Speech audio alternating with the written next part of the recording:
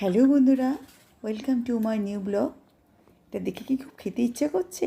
কার খেতে ইচ্ছে করছে কমেন্টে অবশ্যই লিখবেন। হ্যাঁ বন্ধুরা, এটা নতুন আলুর দম। এটা আমি নতুন আলুর দম সম্পূর্ণ নিরামিষ কীভাবে করলাম চলুন শেয়ার করি।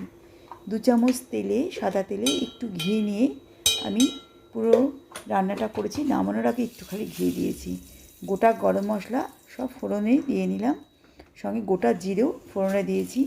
কিছু নতুন আলু আমি একটু ফোক দিয়ে সারা গায়ে আলুর ছিদ্র করে নুন দিয়ে একটু ভাপিয়ে নিয়েছিলাম।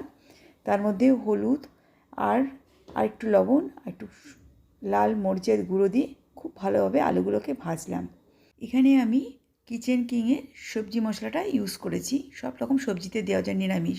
এখানে কিছু মটরশুঁটি দিয়ে, 2 কাঁচা লঙ্কা, টমেটো আর আদা একটুখানি ভালো করে পেস্ট মিলিয়ে সেটাকে এখন এটা যোগ করে নিলাম।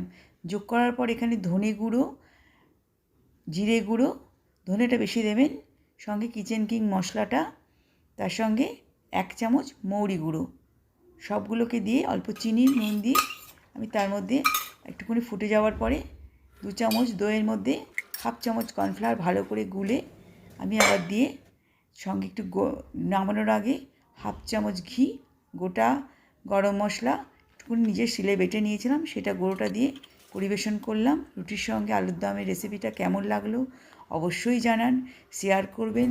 সত্যি বন্ধুরা বানিয়ে খাবেন। গরম মশলাটা একটু শিলে গুঁড়ো করে নেবেন, হালকা করে কড়াইতে নেড়ে খুবই টেস্ট বেড়ে যাবে। অবশ্যই ভালো থাকবেন, সুস্থ থাকবেন। অবশ্যই নতুনরা সাবস্ক্রাইব করবেন। নমস্কার।